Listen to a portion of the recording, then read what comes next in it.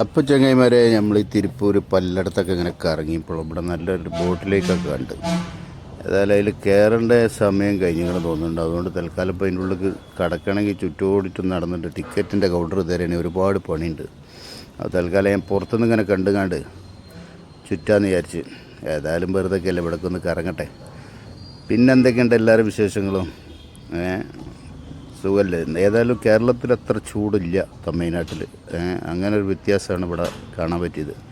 നാട്ടിലിപ്പോൾ ഏത് നേരം ചൂടാണ്, രാത്രിയും പകലും ഒക്കെ. ഇവിടെ അത്ര ചൂടില്ല. ഏതായാലും നമ്മൾ കറക്കങ്ങനെ കഴിഞ്ഞ് മുമ്പോട്ട് പോവാണ്. അടുത്ത സ്ഥലത്ത് നിന്ന് കറങ്ങിയിട്ട് നോക്കുക എന്താ കിട്ടുക. ഇവിടെ ഒരു കരിമ്പ് ജ്യൂസ് കാണുന്നുണ്ട്. അതാകുമ്പോൾ വല്ലാതെ മായം ചേർക്കാത്തൊരു ഐറ്റംസ് ആയതുകൊണ്ട് അതിന് ഓർഡർ ചെയ്യാം. അണ്ണാ ഒരു കരിമ്പ് ജ്യൂസ് കൊടുങ്കേ. മോട്ടറൊക്കെ സ്റ്റാർട്ടാക്കിയിട്ട് വേണം. ഏതായാലും അത് നിർത്തിച്ചിരിക്കണം, തരാമെന്ന് ഏറ്റിക്കണം. ചാനൊക്കെ എടുത്ത് വെച്ചിരുന്നു, അതിൻ്റെ ഉള്ളിൽ നിന്ന് വലിച്ചെടുത്തിട്ട്. ഏതായാലും കുഴപ്പമുണ്ടാവില്ല എന്ന് തോന്നുന്നു. ഞാൻ അതിൻ്റെ അട്ടിക്കിട്ട് കൊടുത്ത് നായി വാത്തിക്കണം എന്നുള്ളതൊന്നും അറിയില്ല.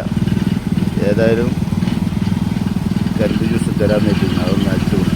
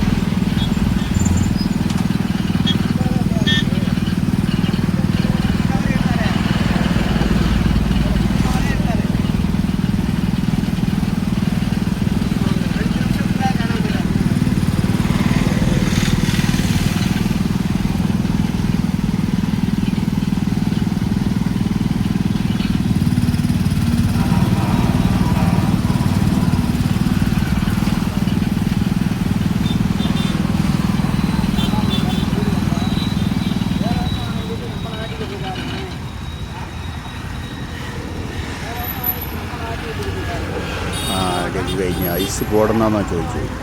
ഏതായാലും കൊഞ്ചം പോട്ടിക്കുമെന്ന് പറഞ്ഞിങ്ങനെ. ഏതായാലും പോട്ടിട്ട് തരക്കടില്ല, ജ്യൂസൊക്കെ അടിപൊളി. സംഭവം പൊളി. ഐസ് പോടണ പരവായില്ല. അപ്പോൾ അതൊക്കെ ഇട്ടിട്ട് സംഭവം പൊളിച്ചു.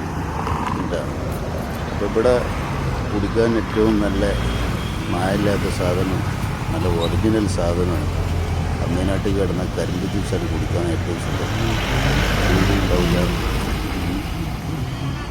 സംഭവം അടിപൊളി.